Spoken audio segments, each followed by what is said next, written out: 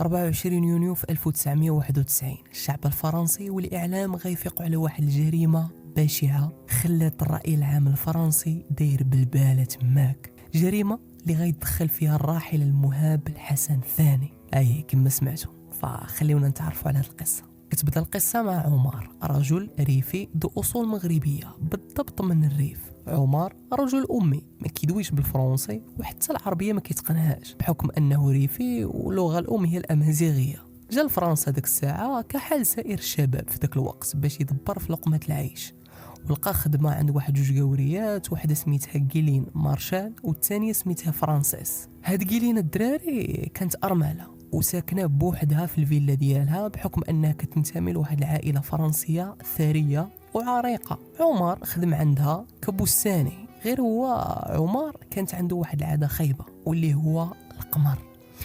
كان بعض المرات كيطلب من كيلين تسلفه ولا تسبق ليه الخلاص باش راكم عارفين شنو يدير بها. دازت الأعوام وبالضبط في 24 يونيو 1991 كيلين ديك الساعة راه كبرات في السن، تقريبا عندها 64 عام. وكما كتعرفوا يونيو فصل الصيف، وكيلين عاطياها الخرجات والسهرات مع صحاباتها ومع صحابها. ولكن في الأيام الأخيرة ديك الساعة غبرات عليهم. هادشي اللي خلى صاحبتها في الصباح تهز التليفون تعيط للبوليس وطلب منهم يقلبوا عليها حيت راه غبرات هاد الايام. ايوا الاخوان مشاو للبوليس سماك اي الفيلا ديال هاد كيلين وما لقاو والو، لقاو كلشي كالم كلشي في بلاصتو. كما راكم عارفين كل فيلا عندها واحد لاكاف في الجردة. البوليس مشاو يفتحوا داك لاكاف، هبطوا مع الدروج، ولكن الغريب في الامر ان الباب ما بغاش يتفتح. بقاو معاصرين مع داك الباب حتى فتحوه، ومنين فتحوا الباب تصدموا من اللي لقاو الجثة ديال كيلين مرمية تماك. فمنين دخلوا ولقاو هاد الجثة داروا او عرفوا داك الباب علاش ما بغاش يتفتح في الاول، حيت كان مكالي من الداخل بواحد الناموسية تماك، وبدور هاد الناموسية مكالية بواحد البارير ديال الحديد. هادشي اللي خلى الباب كيتفتح غير من الداخل ماشي من برا. فهادشي كامل نقدروا نستوعبوه بحكم انها جريمة، ولكن البوليس لقاو تماك واحد الباب بيض مكتوب عليه عمر ما توي. فتمتم سولو شكون هذا عمر، قالوا ليه راه واحد الجارديني فعلا سميتو عمر كيخدم عندها وهما يشكوا فيه. خونا عمر كان ديك الساعه عاطيها للشوا مع عائلته وبعيد على ديك المنطقه اصلا اللي خدام فيها بحكم ان داك النهار هو ثاني عيد اي عيد الاضحى. فالبوليس قلبوا عليه وقرقبوا عليه في الدار، هزوه وشدوه، والمشكل انه عمر ما فهم والو، حيت عمر الاخوان راه امي يعني واخا جا لفرنسا ديك الساعه راه ما كيعرفش يدوي بالفرنسي، وحتى العربيه تلفى ليه، يعني حتى لا جابوا ليه مترجم راه غتلقى معاه صعوبه بحكم انه امازيغي. فهنا القضاء الفرنسي غمقوا عليه، وراكم عارفين صناعه مذنب عربي مسلم فما غاديش يعطيوه اي اهميه وغادي يشكوا فيه. راه بحال قلتي واحد افريقي من هادو اللي دخلوا عندنا المغرب ارتكب جريمه قتل، فراه غادي يشكوا فيه هو الاول، عادي يشوفوا ولاد البلاد. المهم خرجوا ولفقوا ليه كما قلنا التهمه. وشنو قال لك اسيدي هو اللي قتلها نهار الحد. ولي سوء الحظ عمر داك النهار ديال الحد ما خرجش كونجي، كان خدام عند فرانسيس صاحبه كيلين. وهادشي كامل عمر علاش خدم داك النهار باش عوض ليه فرانسيس يومين من داك النهار باش يمشي يعيد مع وليداته ومع عائلته. وإلا لاحظتوا عمر ما توي مكتوبه غالطه، وهنا خرجوا بنظريه اللي غادي تضحكك عزيزي المشاهد. كما قلنا كيلين قتلها عمر، قال لك من بعد ما قتلها كيلين تخيل معايا عمر ضرب كيلين العنقها بالموس وضربها عده طعنات وخبط لها راسها مع الحيط. وكيلين قال لك اسيدي منين خرج عمر من عندها ناضت وسدت الباب، هزات ناموسيه، تخيلوا معي ناموسيه ثقيله وسدت بها الباب وكالاتها بديك البارير وشدت الدم ديالها وكتبت عمر ما توي، وان داك الغلط ديال توي فرا طبيعي، المراه كان فيها الدوخه الى اخره. واخا هي يعني كتنتمي لعائله ثريه واللي من المستحيل انها تغلط بحكم ان الفرنسيس قيس لهم اي حاجه ما تقيس لهمش هذيك اللغه المبجله ديالهم. فهادشي اللي يطلعوا به. وعمر كان عارف راسو غرق وعيا ما يهدر، عيا المحامي ديالو ما يدوي، صافي غرق وحكموا عليه ب 18 عام ديال الحبس ظلما.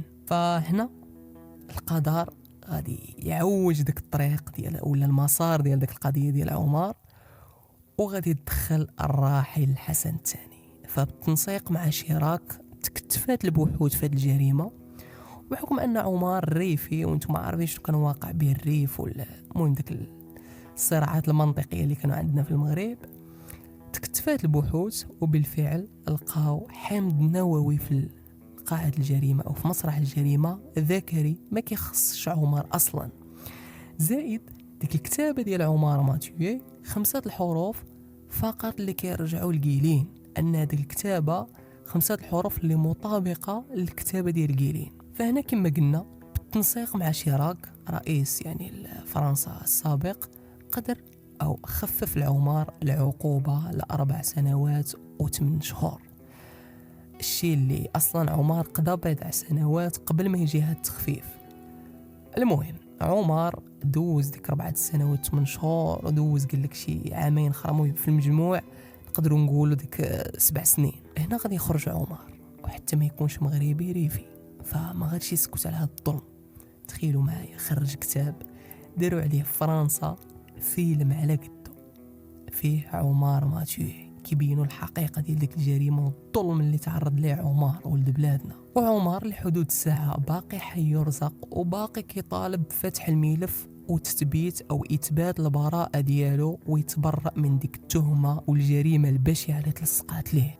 والسنوات الاخيره تبتات حسب واحد الجريده ديال نيوز الامريكي على ما اظن انهم لقاو 4 الأحماض نووية ديال ذكور في مسرح الجريمة، وعمر الحدود الساعة تخيلوا ما لاقيين والو من غير ديك عمر ماتيو، وما باغينش يفتحوا داك الملف ويعاودوا التحقيق بحكم انه كيقول لك الادله ما كاينش شي اختلاف فيها. فالجريمه اللي تلفقت لعمر واللي الحدود الساعة ما لاقينش شكون اللي قتل هاد قيلين غادي تولي وصمة عار على القضاء الفرنسي. وراكم عارفين عمر ما عمر ما غادي يدي البراءة ديالو باللي بحكم انه خلقوا هاد الكمية من الأدلة الجديدة ما باغينش يفتحوا الملف ويعطيوه البراءة ديالو. كتبوا لي انتم السيناريو اللي كتشوفوه ديال هاد الجريمة، واش كدينوا عمر ولا كتعطيوه البراءة ديالو؟ ولا كنتو كدينوا عمر عطيوني السيناريو ديال الإدانة ديالو، ولا كنتو كتبرؤوه عطيوني البراءة ديالو. كمعلومة إضافية فهما لقاو قيلين مشفور ليها غير الساك ديالها. فهل من الممكن قيلين كانت شادة ملفات أو سيديات على شي واحد وكانت كتهدوا بها؟ الله أعلم الدراري. ما تنساوش إلا عجبتكم القصة ديروا أبوني لايك وتسناو مزيد من القصص إن شاء الله في المستقبل، والله يعاون.